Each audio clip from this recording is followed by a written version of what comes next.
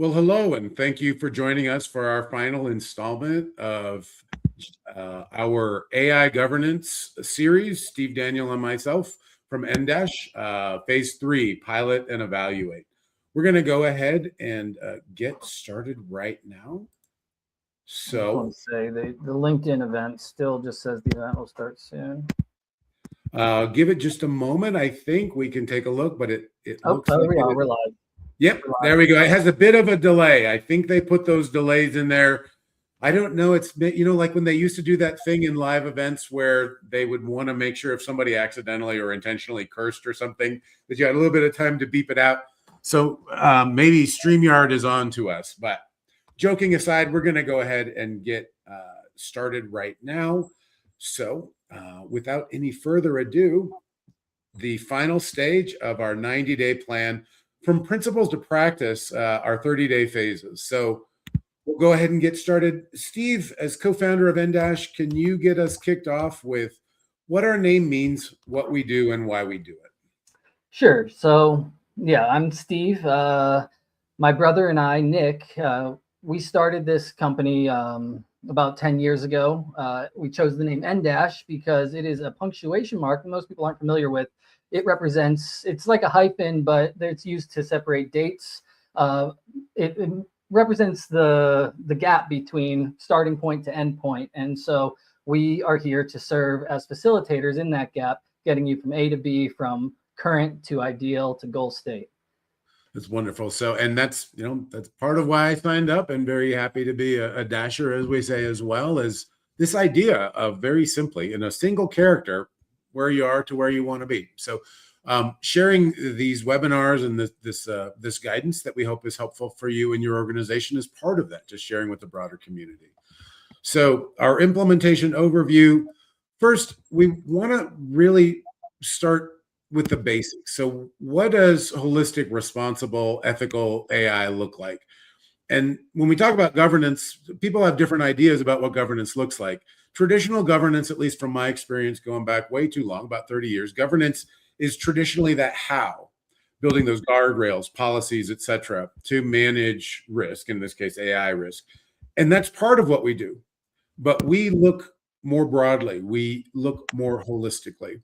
We also say that when we look at governance and guidance, that we include the why. So our version of governance is not just the how, it includes this why, the ethical principles, fairness, managing, understanding bias, and mitigating that.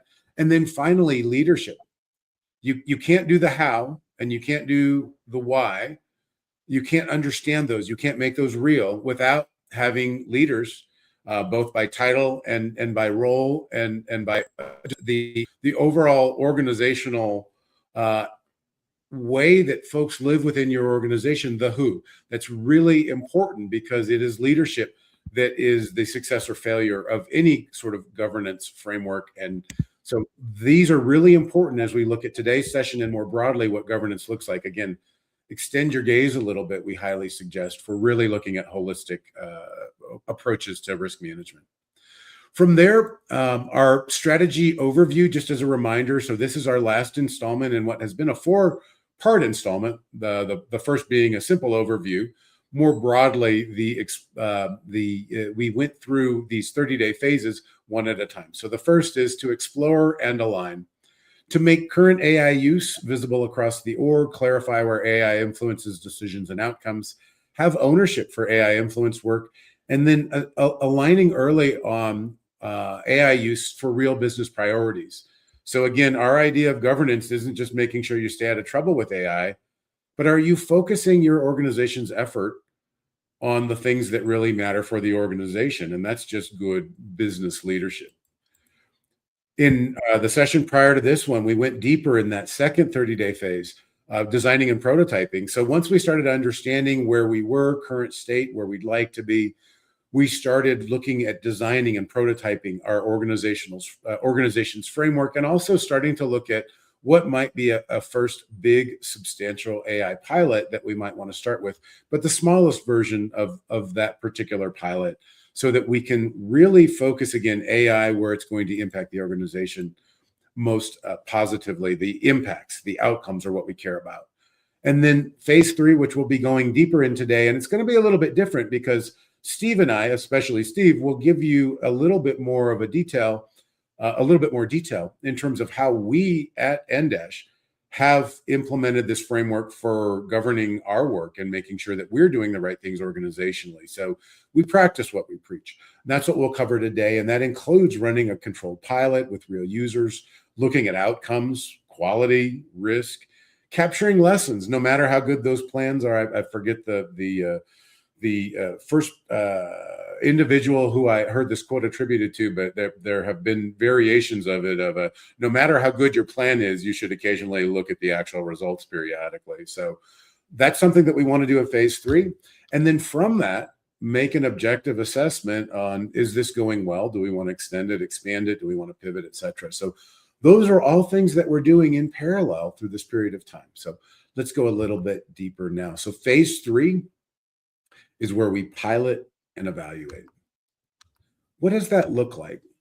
So as you may have mentioned as you may remember, as we'd mentioned in our prior sessions, we have 3 work streams, 3 areas that we work on in parallel. And again, this is one of the approaches that allow us to get this framework implemented in a 90-day period. Which some folks have said, that seems highly unlikely that that's possible. And we know that it is. And part of that is distributing the work for those work streams. The first one, really, that strategy and alignment, that business focus. One of the biggest things that we do in this phase is to launch the pilot, track those outcomes, and capture learnings and refine scope. So again, one big piece of governance is making sure that we are doing the right things, that we're focusing our organization's resources on the right efforts. And so those are the things that we do in this last 30-day period. We kick off that pilot. We are tracking the outcomes. And from that, we're capturing learnings. And then as need be, we're refining scope or changing scope. We'll talk a little bit more in detail about what that looks like and what you do at the end of this process next after you've completed that 30-day period. From a data and model approach, Steve, what are some of the things from a more of a technical perspective, that software craft, that technical aspect that we'd be doing in parallel? So this secondary work stream that we talk about, what are we doing in the data and the model approach? I'll just preempt this by reminding anybody that's watching that you don't have to have a super technical prototype, a pilot in place to run this. But if you do, then there are some specific performance and validation and testing that you want to have in place based off of the metrics that you defined in the previous phase that you should use to determine whether you want to move forward with or scale or completely drop the pilot. So monitoring performance, documenting issues. For us, we'll go into this a little bit later, but there was a lot of that because we have our pilot open sourced on GitHub right now. Which is awesome, yeah. And I know we're both really excited about sharing as we wrap this up, the real world, like this in practice. So, and thanks for calling that out too as a reminder. Like these first pilots for a lot of organizations won't be highly technical. Again, we're not trying to get excited about the technology. What Steve is talking about is very important. We're caring about those organizational outcomes. However we get there, that's really what we're looking at. But for things where we do have highly technical aspects of a solution, looking at the architecture is going to be core there. And then finally, from a risk and change management perspective. And I think that is still in almost every area that I see, not just with AI more broadly, organizational change management, the people side of things is often underappreciated and not as much of an area of focus of I think what Steve and I believe is very valuable. So in this last 30-day phase, we're really getting that user feedback, as Steve had mentioned. I'm one of the users of the solution, as is Steve, that we'll talk about today. And we have real feedback, things that we bumped into. That is a reality, and that's good to collect that early. Excuse me, conducting that basic compliance check. So again, we've established an acceptable use policy. We need to actually make sure that policy is being adhered to. And that's another, not specific to AI, but having been responsible for governance and risk management in a number of organizations over the last 30 years. A lot of places have a lot of policies. The auditing of those policies often comes too late, if ever. And that is really something that we want to do early and often, not to be punitive or penalize anybody, but to make sure that we're actually adhering to those specific rules that have been established in that acceptable use policy that we talked about in our prior session. And if you missed that, these videos are all on YouTube, and this is all referenced in our book. So please take a look as you wish to get more detail there if you'd like or need that. I just wanted to backtrack real quick, just because I said the thing about preempting about non-technical, but even if you have a non-technical pilot, just like a custom GPT or something, there are still opportunities to monitor performance, document issues, and really look at that architecture, especially if it is a rough pilot, low code that you might want to build out. That next stage architecture is something that might involve a little bit more technical thinking. So yeah. No, and thanks for calling that out. And without going into a lot of detail, I know, Steve, some of the things that you and I have worked on and talked about started as a GPT because they're very easy to build. But once you use that as your prototype, which we highly encourage prototypes of any sort, then we can say, hey, this worked. Now, how do we make it production ready? How do we make it easier to use? How do we make it scale? How do we make it whatever? Thanks for calling that out. Yeah, please. Yeah, no, I was just adding another, but yeah, exactly. So, and that's something to think about. What can you do like easily and quickly to get results that you can then use to decide whether you want to put more man hours into building something for yourself. Absolutely. Great. Okay. So this is what we're doing in this 30 days. It may seem like a lot, but again, one of the not so secret techniques is we're splitting that into 3 different work streams so the work can be distributed to different folks. And there's very limited, if any, dependencies there. So a little bit deeper as far as this stage to capture learning and refine scope. So after the pilot, just to go a little bit deeper on what Steve and I were just talking about on that prior slide, this is this idea of now that we're piloting, and this is why we do it early. This is why it's part of our governance, because nothing, and I will say from a lot of years of experience in a lot of different areas, nothing substitutes. There is no simulation that is a good substitute for actual real world users using it for real world needs where the stakes matter. You're not playing around with the tool. You're reliant on it to do the work that you're doing. That's where learning really comes from. That's why we really like this approach. So we want to have that qualitative and quantitative data from pilot users. It's one thing if they say this is great or I hate it. We need that qualitative feedback. But we also want to have that quantitative feedback. I used it 100 times. It crashed, 20%, 50%, 70%. Now I understand why they would be unhappy. Or I used this and I got great answers 70% of the time, or whatever the case may be. Whatever those things are, but we want to have those counterbalancing things. They're both important. So it's not an either or, it's a yes and. We want to assess the impact against those targets and estimates from phase 1. So again, as Steve had mentioned, you'll have some metrics no matter what you're doing. We'll talk about some of the metrics that we looked at and that we do, look at to hold ourselves accountable. If your organization, by the way, doesn't use metrics to guide your work, and this is very common in a lot of organizations, including really big ones from my experience, this is just an opportunity to start that process to really use data not solely to guide your decisions, but use data as really important context to be objective. I may really love an idea. I've had a bunch of ideas that I love, but they weren't the right ideas for that moment in time. And this helps us be objective so that we don't work on pet projects, fun projects, exciting projects that don't have the ability to move the needle for our organization in terms of those outcomes. That is another thing, again, that's really, I think, important about our approach to governance is we're really looking at outcomes. It's not just about staying safe. It's about doing the right things with the resources that we have been entrusted with for the organization. We also want to look at part of this process about any kind of real world use, unintended byproducts. Steve and I will talk, primarily Steve, a little bit later about some of the things that we bumped into, but a little bit of foreshadowing or prefacing on this is the first time that we had the solution, it works quite well. But for a new user trying to install it from scratch, that experience was really messy. Some of you may have a lot of experience in areas like this when you're building products. Works on my machine used to be the old joke. But those are the sorts of things that with real users, we actually know how to improve what we're doing. We want to look at patterns across our operational, technical, and other areas in terms of the use of these tools and technologies.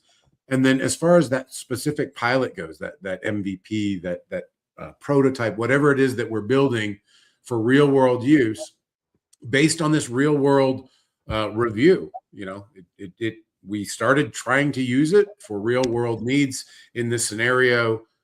We've got some data now from that. The team makes a decision, the organization makes a decision as part of governance on what you're going to do with that. So, Steve, anything else to add on this one before I move to the next slide? No, yeah, go ahead. Good stuff.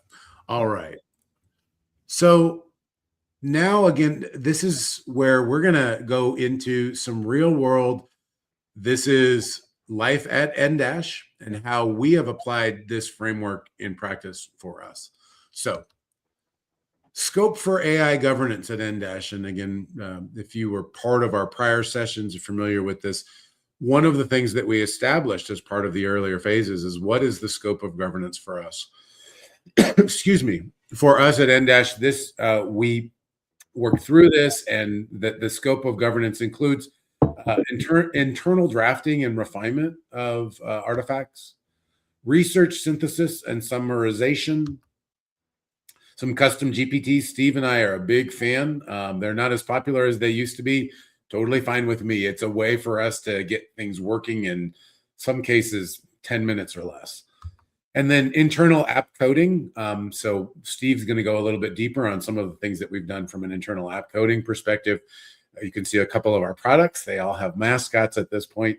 But these are things that we are doing within N-Dash, and these are part of what our governance policies and practices will cover. So one is expectations for in-scope use at N-Dash. AI supports. That verb is very important. Thinking and drafting. Outputs get reviewed before they're used or reused. We don't just copy, paste, and hit send or post or whatever. No AI-involved artifacts go to clients or live online without a human N-Dash review. Here's another area that I've started being more explicit when Steve and I have these conversations with communities about what our framework and our approach is and our philosophy behind that. The phrase human in the loop is very popular. I don't think that bar is high enough. And so we call it that human in loop is actually expert in the loop, because just like you wouldn't give a developer, junior engineer who started yesterday the code review of a really complex piece of code that you're refactoring, right? You need that to be somebody who is an expert. You can't just say it's another person on the team. So that human review, whatever that is, needs to go by somebody on the team who is appropriately qualified to be an expert in that area. And that changes. There are some things that I am an expert on and I can be that person.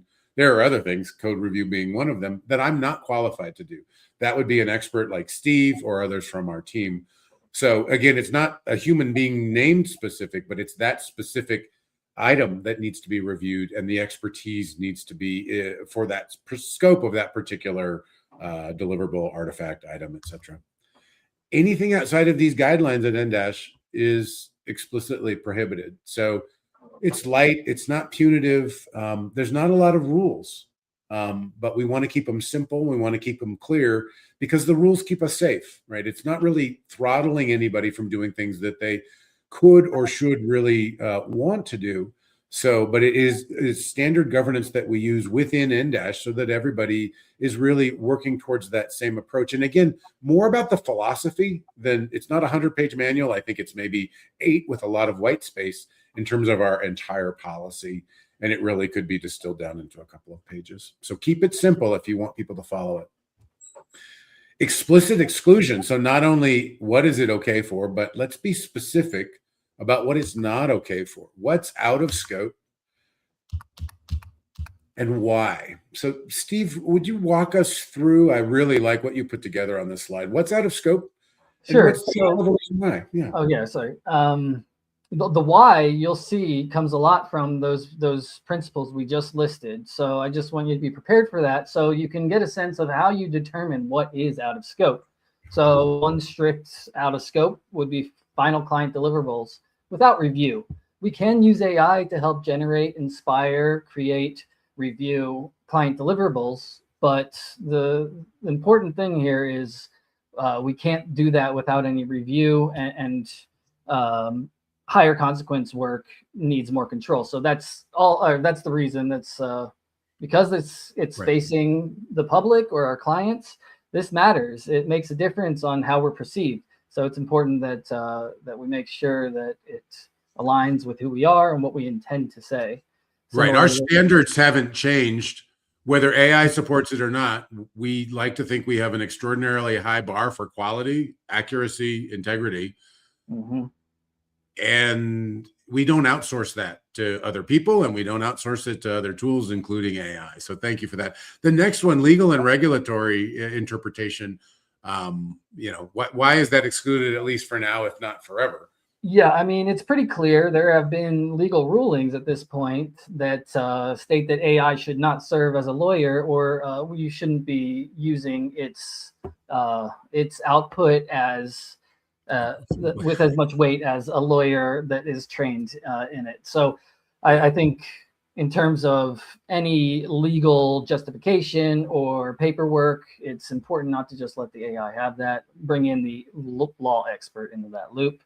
Right. Yeah, and then sole reliance on AI for recommendations. We can use AI for inspiration, but we have a team of inspired and like experienced team members, and so it's important to use that resource where we have it to narrow down the list from AI, or to bring in new ideas that AI may not have considered.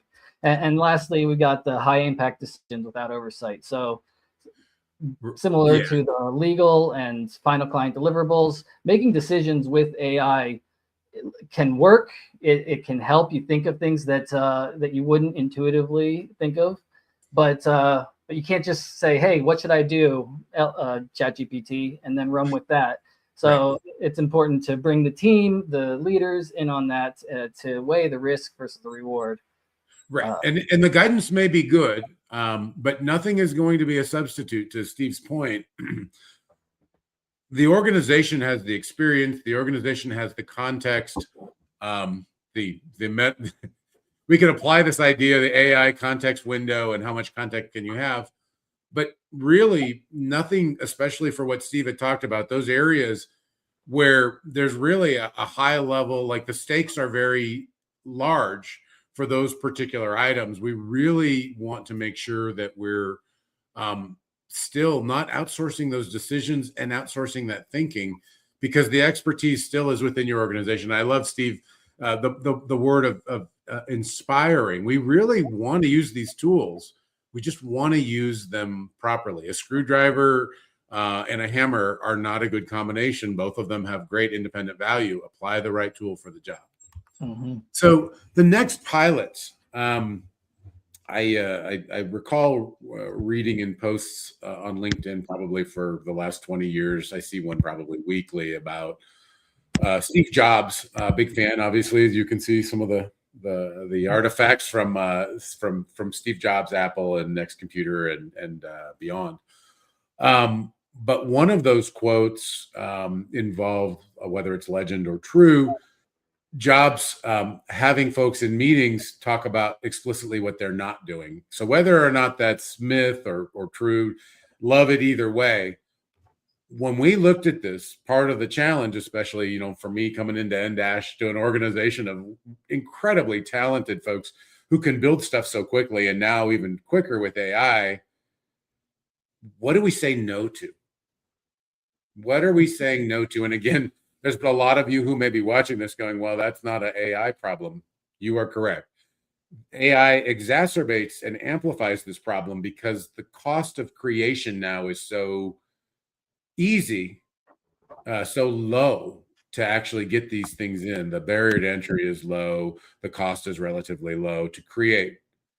But everything that happens upon that creation and afterwards is really what we have to talk about, including opportunity cost. It's not just what the actual expense, but what is the opportunity cost? What's going to happen if you try to do everything? What is the impact of that? Or if you choose trying to do everything at once, you're really going to do everything poorly, if at all. So part of what we did and part of our governance in choosing our one pilot is, what did we not do now? So this one was tough for me. This was a product that had already been contemplated. I had looked at competitive things in the marketplace and saw not a prototype, but a pre-prototype version of what this might be, and said, we need that. I need that. I think this is wonderful.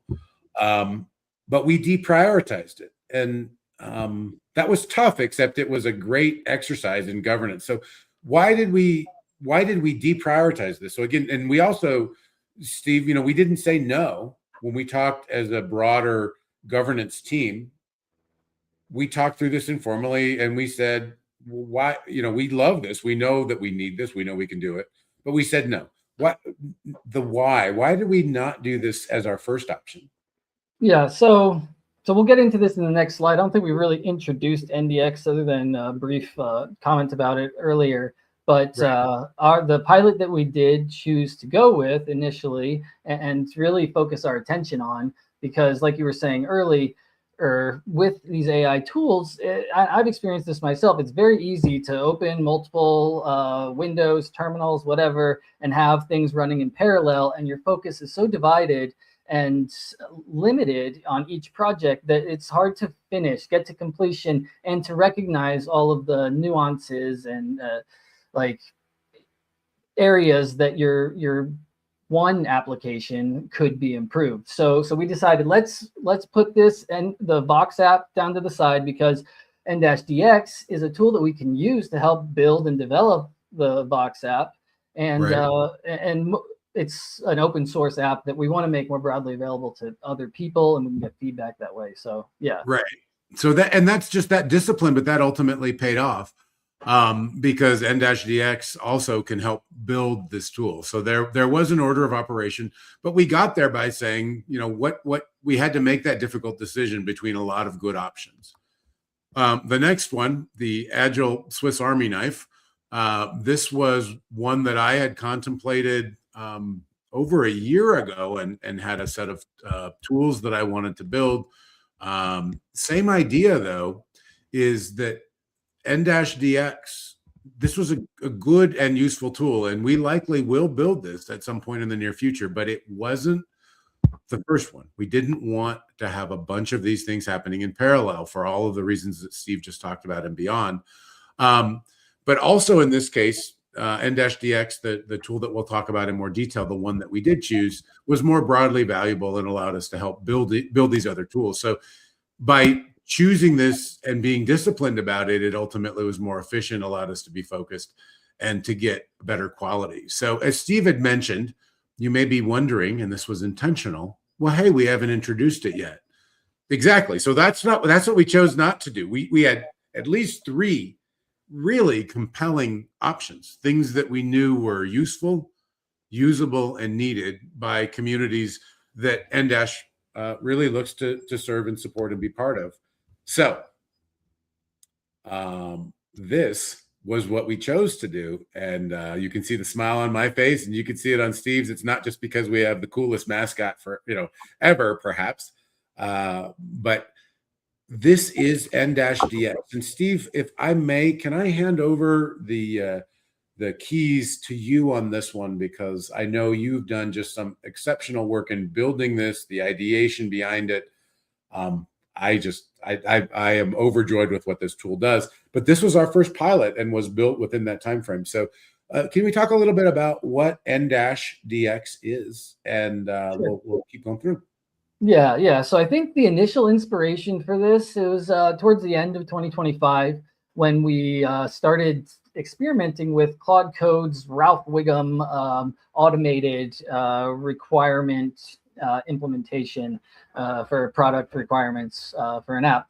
So we saw that, and we recognized that it was a great opportunity, but there was also a huge opportunity for risk introduced in automated workflow implementation and development.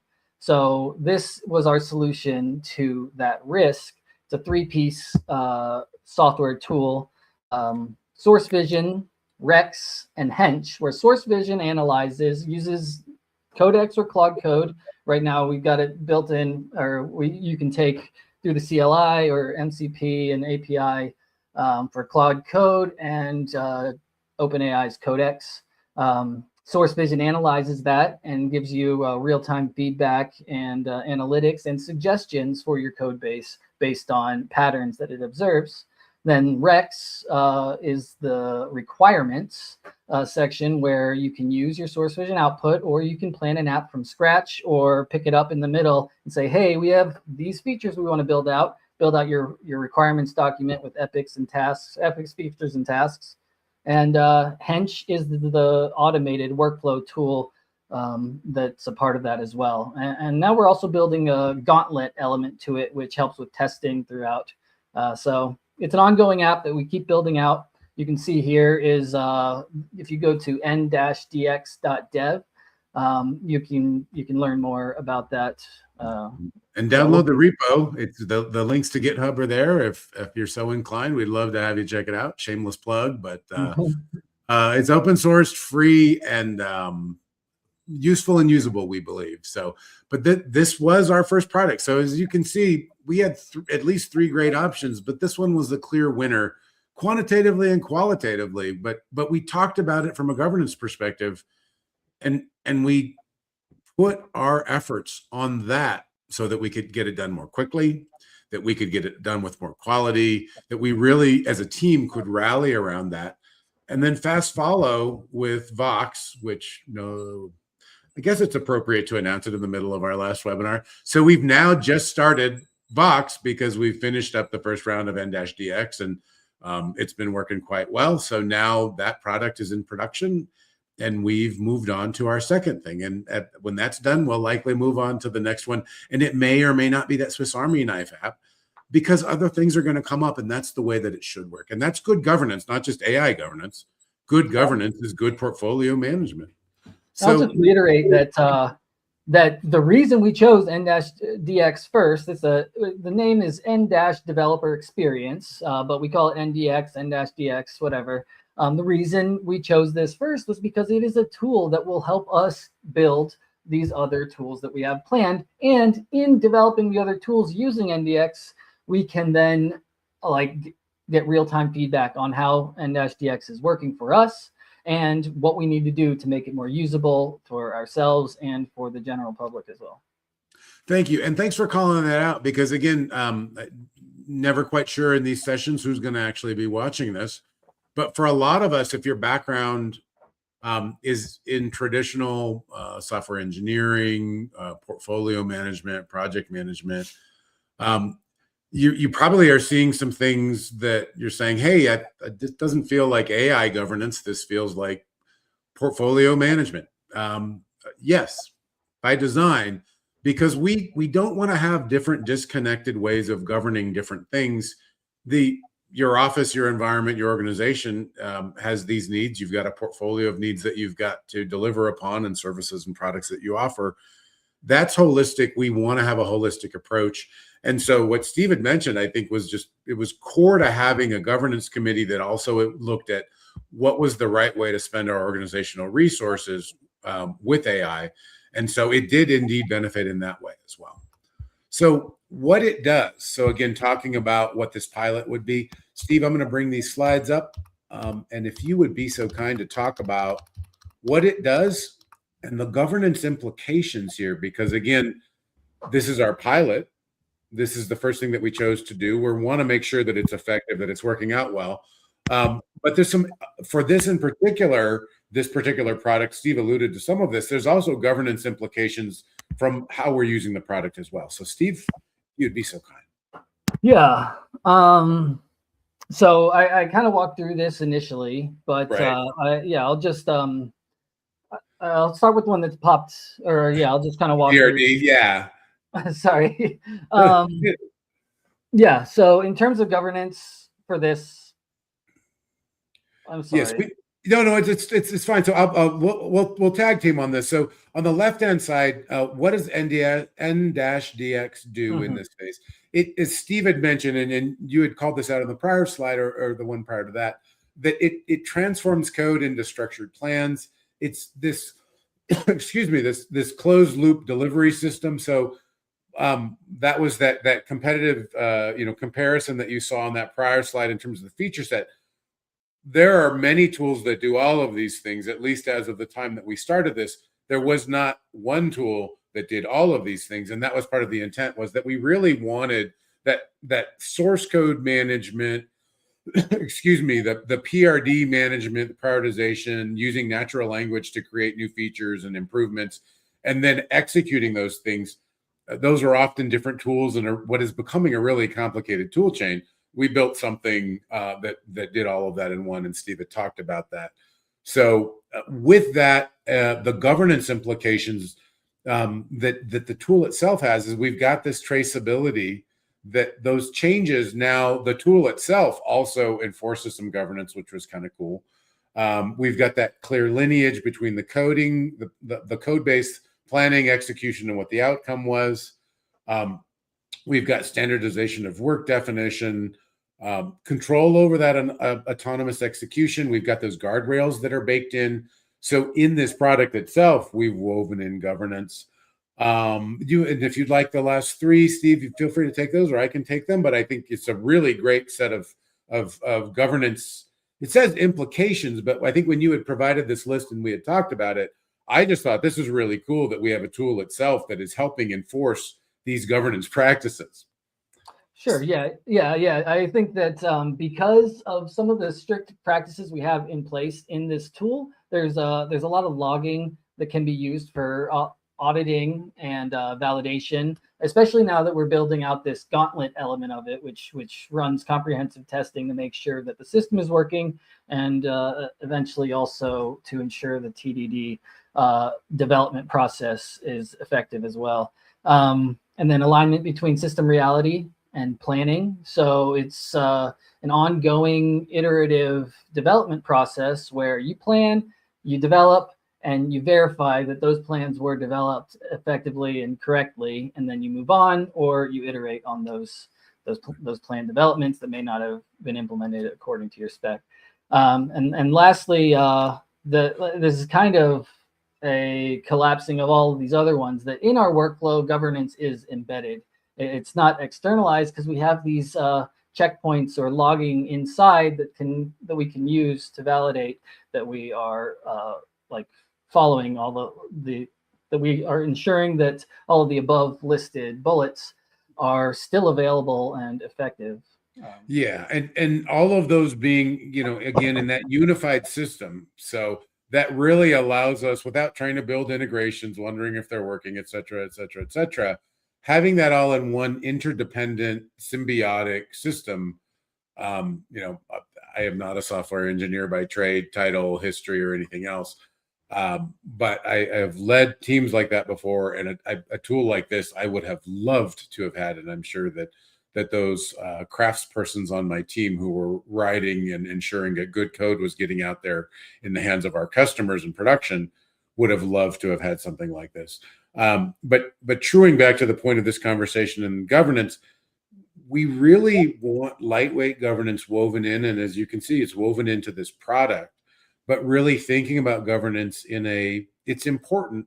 We want it to be light so it doesn't really slow us down, but that it does prevent us from doing things that we really don't want to do, shouldn't do, accidentally or intentionally. So this is a wonderful way to connect all of those in one real solution. So we talked about, in terms of choosing our pilot, when we were talking about what those metrics might be and really defining them, and the baselining and really understanding how we want to quantify how well our pilot AI use is or is not. We want to be objective, right? We may think it's working great. We love to see these cool responses and it's writing code, and that's awesome. But back to that old adage that I had mentioned prior, like no matter how good it is, you should occasionally check the results. Checking the results includes quantification. So we've got some screen caps from GitHub. So we open source this, as Steve had mentioned. Some of the metrics that are here, and Steve, feel free to jump in as well. I'll just point out at a couple of them in the interest of time. But when we want to see, again, we're not trying to make money on this. This is about providing things that, you know, we our motto, we bring it up a lot, but we really try to live by it. Our mission, as well as our motto, is make work feel better. So providing tools for free, open sourcing them, and letting people improve the work that they do, efficiency, effectiveness, collaborative nature, avoiding those pitfalls by having governance woven into the tool. Our metrics were what? So Steve, what did we really want to see when we were looking at our outcomes here? What were some of the GitHub metrics? And you're far better versed in the world of open source and GitHub than me. These make sense to me, but could you talk us through quickly, like what these metrics and what they mean? Sure. These are just a handful of the metrics that we care about and that we could explicitly get easily. There's some other metrics in terms of our outcomes of NDX that we want to track and that we've been working to consolidate in terms of application features developed and internal usage of the app, bugs come across. But here from GitHub, what really mattered to us is once we made this an open source tool and started advertising it, we wanted to see that people were aware of it and trying it out. And so clones and visitors are great stats to see how productive and how much attention the app is getting, as well as our referring sites and specific GitHub pages that have unique visitors. So those are the stats that we have here from GitHub. But there are other important outcomes that you'll want to track with your pilot, depending on what its purpose is. Right. So thank you for that. Those were some good metrics about, you know, again, if our success metric really is making sure that it's in the hands it is in the hands of as many practitioners, craftspersons of software and product development, then those are the metrics that we cared about. And that's what we had talked about was, you know, our success means that lots of people are using this and they're finding it useful. We're not trying to monetize it. We're really just trying to provide help and relief. So those were the metrics. If we were doing something for profit, those metrics might be very, very different. Some other metrics that mattered again, and Steve had talked about this on one of the prior slides about monitoring things like performance. So could you talk us through this a little bit? It's sort of self-explanatory, but just from a layperson's perspective, why do we care about monitoring performance, especially in a quantitative way? So we released this as a NPM node module as well, and for people to use it, they will need to install it and run it, and being able to track what workflows are working, what has been failing, and why, and how many jobs for each have been run, and the runtime for each in terms of timing. It's all important and something that you need to be aware of if you're trying to put an application out, open source or not, in the production environment. So this is just a nice little dashboard where you can see the workflows, the jobs, runtime, runner type, and failure rate. All that kind of information is important to make sure that the app is working and reliably so. Right. And so if I, looking at this as a layperson, Steve and I could look at this with the rest of the team or others, but again, I am not an engineer by trade, tradition, or title. But I'd look at the job failure rate as a member of the team, and I go, "Hey guys, that it seems like that's maybe higher than we'd like it to be zero, but the zero is often not achievable. But let's look at that." So metrics allow us. I don't have an answer to the question. I don't even know in this context if 13% is good or bad. Mm-hmm. I do know that by having metrics, I can do what I just did here with my friend and collaborator, Steve, and we can say, hey, 13 feels high. Is that where we want to be? Is that acceptable? What are the reasons behind it? Is that an area that we should focus on? It opens up the conversation. It doesn't have the conversation. It doesn't save us from having a conversation, but it allows us the ability to have an objective conversation to say, what do we want to do about this, if anything? And that's why managing by meaningful metrics, apparently I'm just going to be very alliterative. I just did that with 3 T's in a row. Now I've got 3 M's. But joking aside, we really want to have an objective way to know what we should be focusing our limited finite time and attention on. This helps us be objective about that. Another item that Steve had talked about, documenting needs from real users. So this is from the issues tab in the repo for open issues. I think maybe half of these are mine. But can you talk us through what is this? So this is another way of, the sooner we get it in the hands of our users, we're starting to get some feedback. And that was part of our governance as well. Good product hygiene, good portfolio hygiene. Steve, can you talk us through this high level? What are sort of the things that we saw real world? Yeah, I think that this screenshot was taken maybe a couple of weeks ago. So now our issues log is more. We see we got 76 issues. Yeah, there were 70. Well, there's 78 open ones. Yes, yeah. But it's for any of us on our team or outside the team that was using it, it's an easy way to say, hey, this isn't working. Some of those things were, for example, we built the app on Mac OS, and I work off of a Windows PC. And there were several issues initially with getting it installed on Windows. And then even after that, getting codecs working or token tracking. So there's a lot of issues that we then we'll talk about in the next section, how we prioritize and decide on where we go from there, what's most important and moving forward. But we labels. But getting that backlog from real customers was a real thing. And I run Windows and Mac machines as well. So Steve and I get to empathize on Windows permissioning and which of the, do I use PowerShell or command line, and how do I sudo in Windows? So that's always fun. But our users include Windows users. So this was really important as part of our hygiene.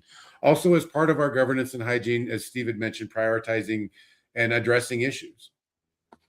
Yeah, so because this is open source, and we really do a lot of our actual website hosting and development in Bitbucket, we haven't really used GitHub. So we got to, as part of this pilot, learn GitHub projects and implement them in place here for automated prioritization and adding issues to the backlog and creating workflow or like a Kanban style project management setup based on the existing issues that we built out in that repo. As you can see here, we're making progress through that. We had one of our contractors free up from his contract, and he's been devoting a lot of his time to fixing some of these bugs and making NDX more usable. So having this in place, structured, makes it really easy for a team member or an open source contributor to join in and contribute. Right. So for us, again, good governance includes making sure that we're working on the right things that will likely have the best impact for the organization. Not just making sure that people are using the right AI tools. Our version of governance, again, is more meaningful, again, because just making sure people aren't using the wrong tools really doesn't protect the organization. That's not sufficient governance. It's a start. It's not a finish. From there, so what done looks like at the end of this 90-day phase. So we just covered what we do in the last 30 days. Again, may seem like a lot, may seem like a little, but as we're working on those parallel work streams, as we talked about throughout these sessions, that's what allows us to move quickly in a focused way, because we're really dividing and conquering in the best sense of that phrase. So that first pillar, that business alignment, making sure that what we're doing is right for our organization. What did we do in that last period? What at day 90, or perhaps day 91, if we're being technically accurate, we launched the pilot. We've confirmed the pilot scope and boundaries. We've confirmed stop and escalate triggers. We've tracked those outcomes. We've captured the value, quality, and risk metrics. We've reviewed those outputs, and we're prepared to, if we haven't already done this in real time, started with corrective actions. We capture those learnings, as Steve had mentioned on that prior slide, and we refine scope. So we put this solution, the governance overall, as well as our specific pilot, into the world so that we actually get real world feedback, whether from users like Steve was talking about for N-DX, or internal users who are using these tools, whether GPTs or chatbots or enabled functions in the tools that you have. In all of those are acceptable use policy, those sorts of things we're going to want to look at. But whatever learnings we have, especially from that first MVP, that first exercise for us, N-DX, we've got those lessons learned. The log, our version of the lessons learned log, actually is the issues that I almost said Jira. Apparently, I use Jira so much that I call everything a Jira. But in GitHub project management, those issues that you saw, and that we refine scope and develop recommendations. So in this case, we're continuing with N-DX, but we have now moved that into production use, and we're now working on N-Vox. I just want to add really quick, if since this is general for anybody and the governance for this, if you did something that's customer facing, like a chat bot about your company information, it's important to build something in order to ensure that you can capture learnings and get feedback from the users of that app. So that's just something. Great point. Yeah, thank you for calling that out. Definitely, if you're rolling something out, especially if you have experience in rolling out other products in your organization, those same rules apply. AI is a how, not a why, I like to say. So it should not have different rules in that aspect. What Steve talked about, who are your customers? How are you getting that feedback, especially if they're external, but also even for internal customers. Mm-hmm. And to Steve's point, the main thing is the people who are using that solution, you want to get their real world feedback. You need to. So from that, pillar 2, data and tool discipline. As we talked about monitoring performance, we showed you some screen caps there, looking at output quality and risk signals. You saw some of those. I don't know, for those of you who may have looked at some of the details, there's specifics. We started with looking at bugs, but also feature enhancements, ease of use, ease of install, those sorts of things. And then also looking more broadly from a tool set perspective within your enterprise, your organization, what is the usage across the board look like against the approved scope? And if there are any deviations, if you find that people are building or using things that are outside of the governance controls and acceptable use that you established earlier, then we don't want it to be punitive, at least in virtually all cases. There's probably some exceptions, but we do want to take immediate corrective action to either change the policy if that's what needs to happen, but more likely to remind, reinforce, help educate folks. Because again, we want governance. We want people to know it's like a seatbelt. It's there for a reason. And if people don't like seatbelts, you remind them of what happens when you don't have them. It's the same idea. It's for protection. So keep it as easy as possible, but don't try to work around it. Documenting those issues. So whatever issues we did find, we want to address ownership and corrective actions, maintain that issue log so we can track resolution. As Stephen mentioned, and this takes different forms based on what you're building, but in some cases, you may want to scale this. So you may have to look at the architecture and again, look at the controls and look at controls and logging and see if there are any issues there that you may need to address as far as gaps. And then this last one, risks, ethics, accountability, organizational change. So part of those learnings involve user in pillar 1. We want user feedback. We want to know about usefulness, friction, challenges. Look for patterns in the errors, not just one-offs. And if there are issues, we want to address them. Do that basic compliance check, again, not to be punitive, but to make sure that the rules are being followed. Most governance that I see in most organizations, unfortunately, going back decades, is people create policies, they very rarely audit or enforce them, or they wait until something really bad has happened. So don't do that. Just have it as woven into your practices. Make sure that there's minimum defensibility in terms of what you're doing. And you're going to need to make some updates to your policies and controls. The reality is you will learn things. If you're not, stop and then go backwards, I'd highly suggest, because there always will be things that you should learn when your plan and your approach and your framework that you're implementing for governance, your acceptable use policy, makes its contact with the real world, as we say. So as we're about to wrap this up, we'll go into a little bit more detail, some key takeaways. Steve, I'm going to put these up if you would like to go through these. I think that'd be good to take us home on this. Yeah, this kind of wrapping it up, overview of basically what we just kind of walked through. But phase 3, you should come away with the governance in place where you're confident and secure with an operational system in place. Pilot executed within business aligned scope and measured outcomes. From phase 1 to phase 3, you will have defined those outcomes, the pilot idea, scope, and then through phase 3, you make sure that you're executing it within that scope and outcome.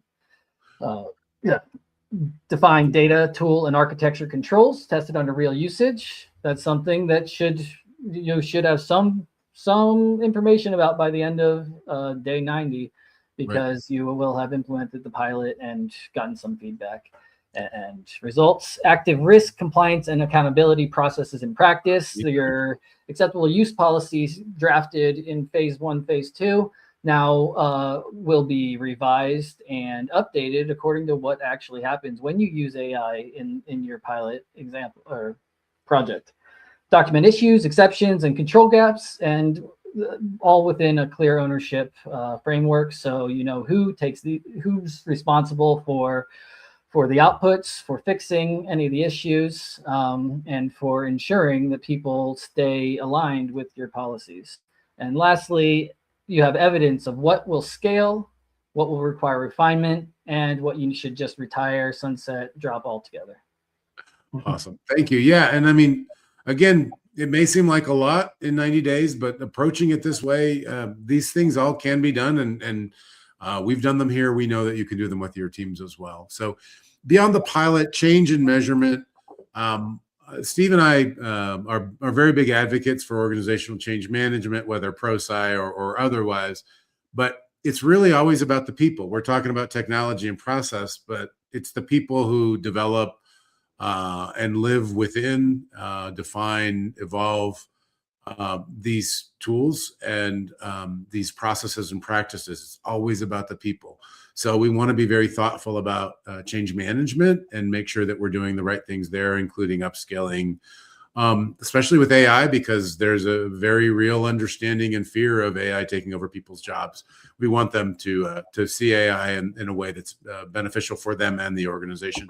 And then again, for all things, not just for AI, I would say, just as based on a lot of history, measurement is really important. You don't get rid of qualitative, but quantitative as a counterbalancing mechanism is really good to be objective, especially for things like this, where there can be strong emotional opinions in one way or the other. Principles for success, Steve. Some of the things that we've talked about, narrowing that scope so we've got faster learning, balancing innovation and control, using external capabilities. You've talked about GPTs, but where can we pull something that is off the shelf or semi off the shelf? And then, look at scalability, longer term. These things can be disposable in some cases for a pilot. But for the most part, we want things that are reusable. We don't want to have to dispose and start from scratch. Anything else, Steve? I know we're almost at time. Anything else on this slide you'd like to share with our audience? Yeah, I think that overall balance, innovation, and control is a really important one because it's really easy to innovate right now, but without controls and structure and alignment, and we're not talking about like AI humanity alignment so much as alignment within your organization, within yourself, to ensure that what you're asking AI to do fits your end goals. Right. Perfect. All right. And we are just about at time. So some common pitfalls to avoid. A single vendor lock-in, really want to avoid that. Nothing good will come from that, especially as tools are changing literally. Risky, yeah, they're changing cost models and dropping models entirely. Yeah, hidden cost explosion. So I feel like this is the current version of what happened with AWS and people getting their AWS bills and going, I thought this was supposed to make things cheaper. Look for cost expansion. It's getting worse. The data debt trap. So without doing good quality data, back when I was a kid, which is a very long time ago, there was a garbage in, garbage out. Principle still applies. I think it's timeless. And then pilot purgatory. You see a lot showing up now that people have started pilots and they just have pilots. So have a good pilot. We recommend that. Start there, don't end there. And with that, if you'd like some help on your journey, we're here. We are at time. Thank you so much. Really appreciate you being part of this series, and we'll be having some new series soon. Thank you so much. We'll post a YouTube link for anybody as a comment in there so you can access it later. Thank you. Thanks, John. Steve. It's great. Bye. All right.